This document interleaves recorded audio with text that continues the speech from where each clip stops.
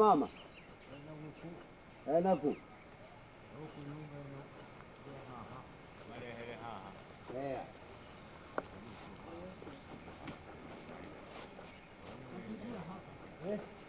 Dancing ground. And when I was quite small, we used to have enormous ngomas, or native dances, on this farm, when the Kikuyus, because you're in Kikuyu country now, would strip themselves of any clothes they happened to have, which wasn't many as a rule, cover themselves with oil and grease and paint and red ochre, and Grandmother was in fact wearing her bridal attire when being pushed and pulled round Mombasa in a rickshaw, one of the wheels came off. I think Father nearly threw a fit at that stage. But anyhow, he eventually got her to the church. And even in the church there seemed to be slight snags, because according to the letter that tells me all about it, he stood on the wrong side of her all through the wedding ceremony. Now, what the best man or the vicar was doing, goodness only knows. However, it doesn't seem to have made any vital difference, but about 6-7 months ago, I had an American attorney here. So I asked him what he thought about the situation. I'm not asking how many I've got today, nor am I going to ask the same question. But I asked him what he thought. There was silence for a few seconds, and then he stood up and very seriously said, "Well, Mrs. Mitchell, I'm sorry, but I'm afraid that the marriage is null and void." So I'm afraid we got the line, and then we had 1 mile to walk instead of 5. And that's how life was in those days. It was great fun. Mind you, it's great fun today too, but rather a different sort of fun. For instance, I understand that Father had acquired 1 lady's bicycle with which they used to move from A to B. One of them would ride it so far, put the bicycle in the bushes and walk on, the walker come up behind, pick up the bicycle, catch up the walker. But if you left a bicycle in the bushes today, I'm afraid it wouldn't be there for very long, so that's one big difference. Not give a good crop. And of course the way you come up this morning, you passed a mass of coffee either side of the road, but all at lower altitudes where it does well. So, in 1918, a friend of Father's from India sent him some tea seed to try. And he planted up 20 acres of tea. And in so doing, was the first person to grow and make tea in this country. There were tea bushes grown about a mile from here in 1903. But purely as ornamental bushes, nobody ever thought about making tea out of it until 1926, when Mr. Brooke Bond, or Mr. Brooke, who's a big tea magnate out here, he comes up here and he says, "This is a good place for growing tea. I will put up a factory," which he did about a mile from here. And everybody around will grow tea and send their green leaf to his tea to the factory to be processed. Well, by 1926, Father was...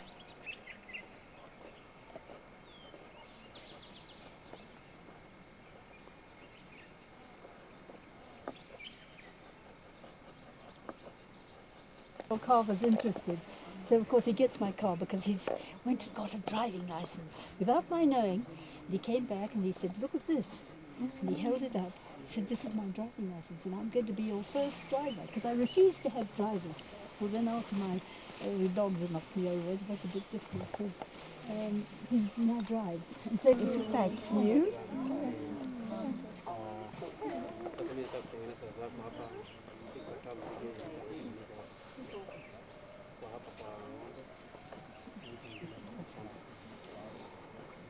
You've seen Mount Kenya? Yes. No, we did. It was gorgeous. It was gorgeous. Kenya is nicer than Kilimanjaro. I haven't Actually, seen Kilimanjaro is Kilimanjaro higher, yet, but Kenya's all rugged. You know. He's now building himself an aircraft over there. But you know what I'm talking about, Oshkosh? It's over Osh. Wanted to come, wish they hadn't. Some came back, not a lot, but some did. But it was very difficult because at that time, Britain said that she would buy up farms, mixed farms, not tea or coffee. So I couldn't have been included even though I wanted to, which I didn't. Then people could get their money.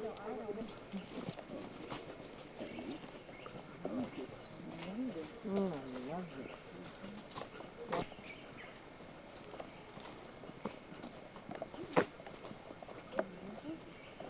All sorts of different things. He would read something in the paper and he'd say, "Hey, we can do this here." and he'd drop everything and go flat out to do whatever he had read in the paper. It usually went flop, but he enjoyed doing it while it lasted. But one of the things he did was to build himself a still, not the sort of still to groom them. Mother gets upset and tries to get it and hide it. They don't drink water. They get enough moisture out of all the greenery that they eat. And when they sleep, they lie along the branches. They don't make nests or anything like that. And the long fluffy tail is alleged to help them to balance when they do these enormous leaps. And the name colobus, I'm told, in Greek, means half. And they've only got half a thumb. But they are fascinating to watch. They really are. They're just like, they've got these 4 fingers and half a thumb, and little nails exactly like us, except that they haven't got any varnish on it.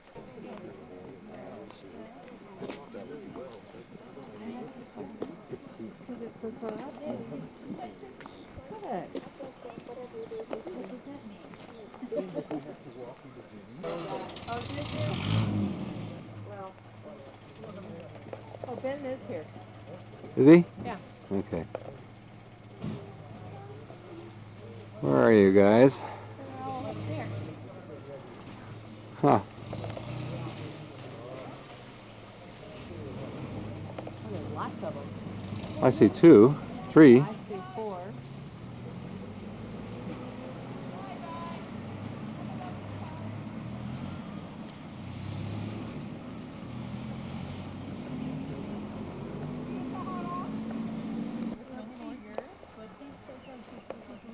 Oh, yes, we will. We will. Thank you.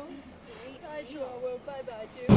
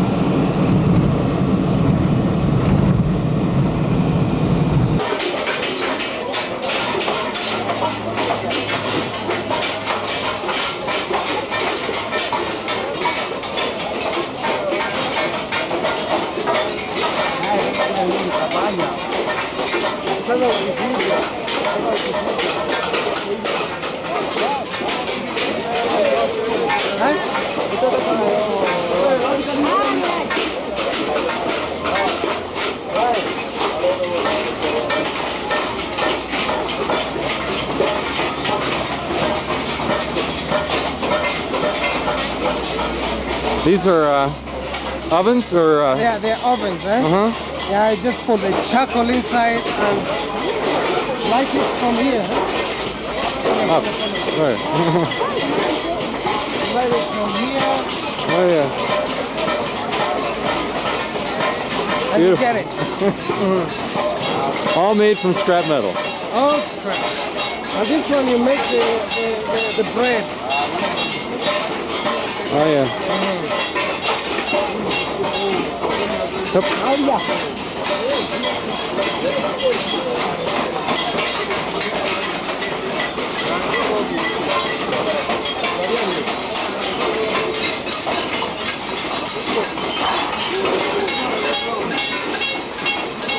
Hup.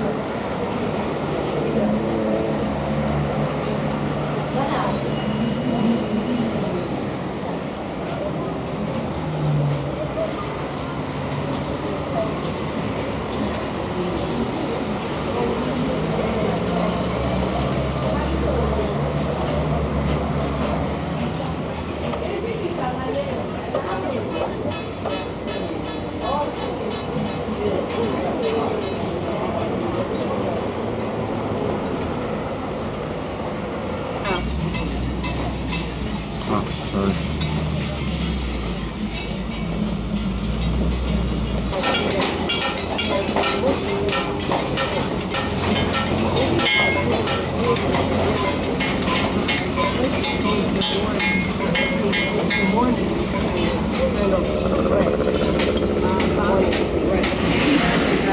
Ben.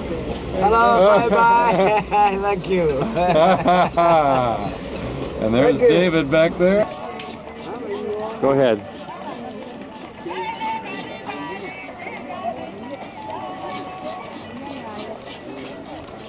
Yeah, with lots of money, buy lots of stuff and send them out for export. Or even sell Marianne used to them. do that type Yeah? of thing. Yeah. Or maybe just send them out to the shops in town, downtown. Yeah. And those who cannot come out here, they go out to those big shops and pay quite a bit sometimes. You gonna walk down, Ward? Yeah. Yeah.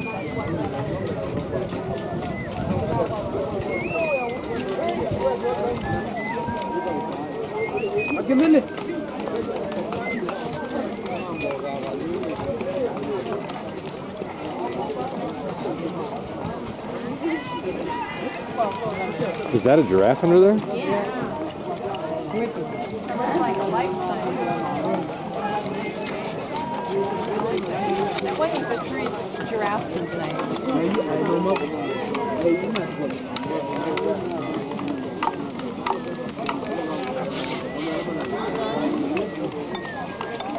It's like a back camel there.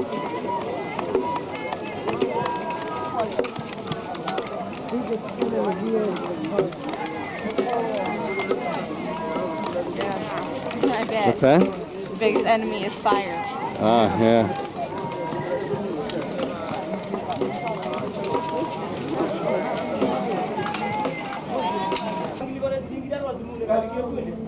Yeah, we're in the shop near the wood carving place, and it is just loaded with stuff. Michelle, how many giraffes am I looking at here?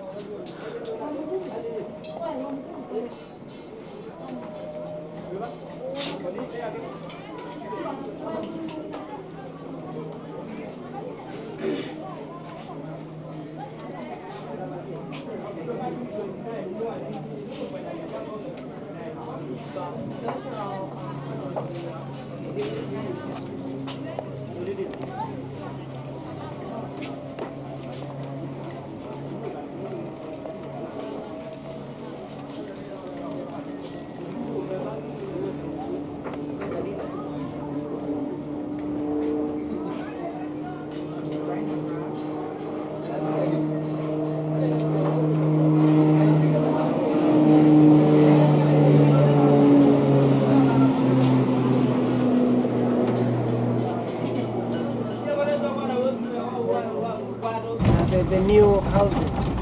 But unfortunately, again, the government, the World Bank, and everything stopped funding, and nothing has worked out. Yeah.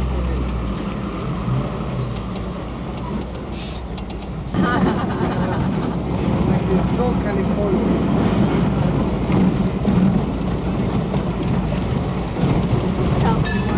California beauty here.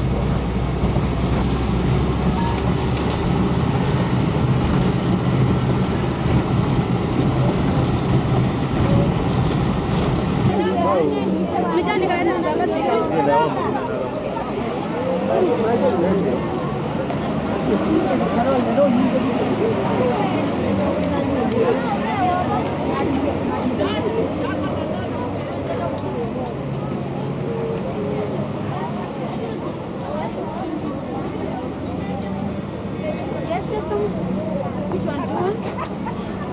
The ladies are buying.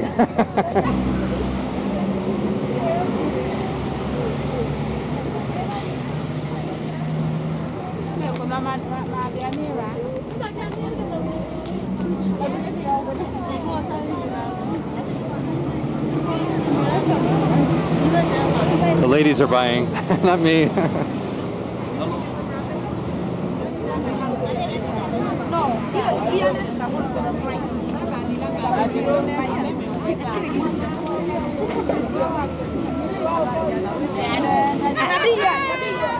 Oh, yes. Yes. Okay. There we go. Now tell me, where are you from? Kitui. Kitui. Where is Kitui? Is it near Machacos? No. No. Very far? Not very far. It's just here. Okay. Yes, neighbor. What's his name? Juliana. Oh, it's a girl. This is Wambua. Yes, Wambua. Yes. touch my glasses. And here. And what's his name? Yes, Kim. Yes, James. Kim. Beautiful.